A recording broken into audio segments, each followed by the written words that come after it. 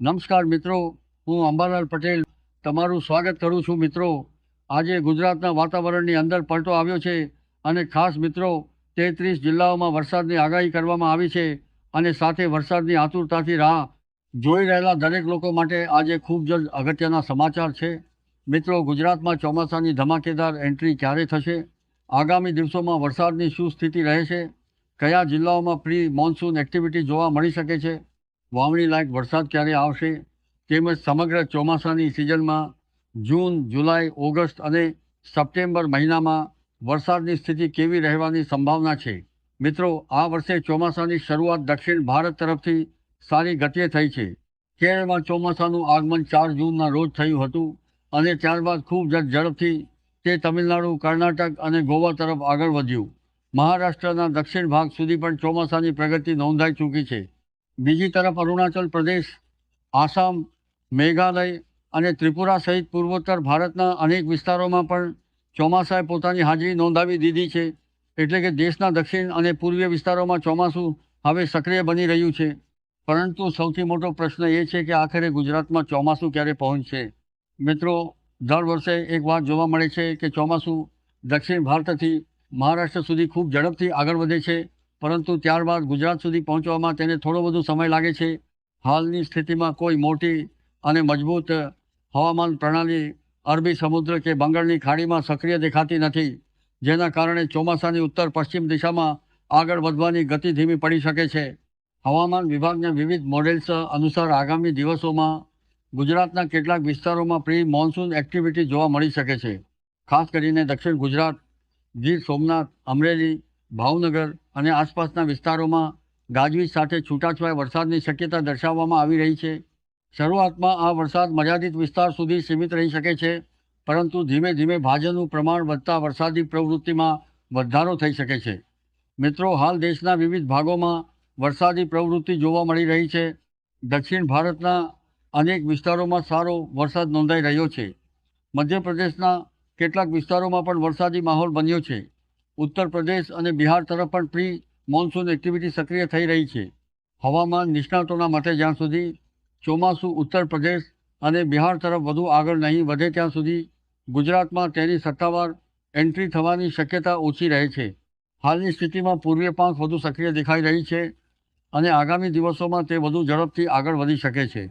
મિત્રો, દક્ષિણ ચીન સમુદ્ર તરફ બનેલી એક હવામાન પ્રણાલીની અસર હવે ધીમે ધીમે પૂર્વીય વિસ્તારોમાં જોવા મળી રહી છે.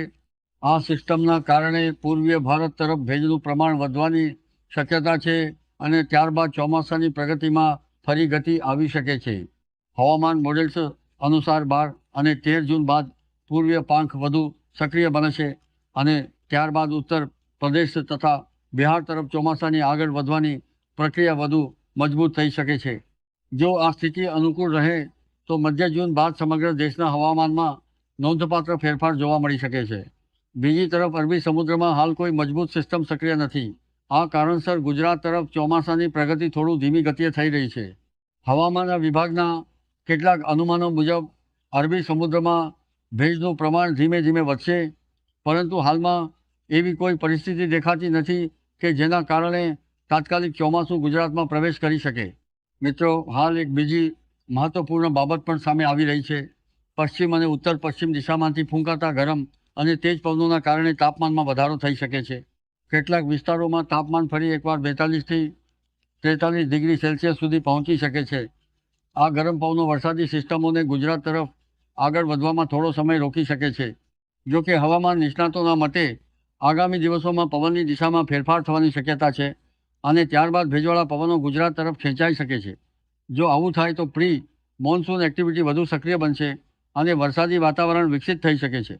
મિત્રો, ખેડૂતો માટે સૌથી મહત્વપૂર્ણ પ્રશ્ન એ છે કે વાવણી લાયક વરસાદ ક્યારે આવશે? હાલના અનુમાન મુજબ જૂન મહિનાના ત્રીજા સપ્તાહથી લઈને ચોથા સપ્તાહ દરમિયાન ગુજરાતના અનેક વિસ્તારોમાં પ્રી મોન્સૂન વરસાદની પ્રવૃત્તિમાં વધારો થઈ શકે છે. આ સમયગાળા દરમિયાન કેટલાક વિસ્તારોમાં સારો વરસાદ નોંધાઈ શકે છે, જે ખેડૂતો માટે વાવણીની તૈયારી શરૂ કરવા માટે ઉપયોગી સાબિત થઈ શકે છે. જો કે વાવણીનો અંતિમ નિર્ણય સ્થાનિક વરસાદની સ્થિતિ અને જમીનમાં ભેજના પ્રમાણને ધ્યાનમાં રાખીને લેવો જરૂરી રહેશે. મિત્રો, આ વર્ષે એલ નીનોની અસર અંગે પણ ઘણી ચર્ચા થઈ રહી છે. કેટલાક હવામાન મોડેલ્સ અનુસાર એલ નીનોના કારણે વરસાદી સિસ્ટમોની સંખ્યામાં ઘટાડો થઈ શકે છે. સામાન્ય રીતે જ્યારે એલ નીનો સક્રિય હોય ત્યારે ભારતીય ઉપખંડ તરફ આવતા ભેજવાળા પવનોની તીવ્રતા પર અસર પડે છે. પરિણામે કેટલીક વખત વરસાદ સામાન્ય કરતાં ઓછો રહેવાની શક્યતા ઊભી થાય છે. જો કે અંતિમ સ્થિતિ ઘણી બધી હવામાન પ્રણાલીઓ પર આધાર રાખે છે અને માત્ર એક પરિબળના આધારે સંપૂર્ણ ચોમાસાનું અનુમાન લગાવવું યોગ્ય નથી. મિત્રો, ભારતીય હવામાન વિભાગે જૂન મહિનાની શરૂઆતમાં જે સંકેતો આપ્યા હતા તે સંકેતો સાચા પડ્યા છે અને સાથે વરસાદ પણ સારો એવો પડ્યો છે. તો મિત્રો, આ હતી આજની અગત્યની માહિતી. તો મિત્રો, જો તમને વિડીયો પસંદ આવ્યો હોય તો વિડીયો લાઈક કરો,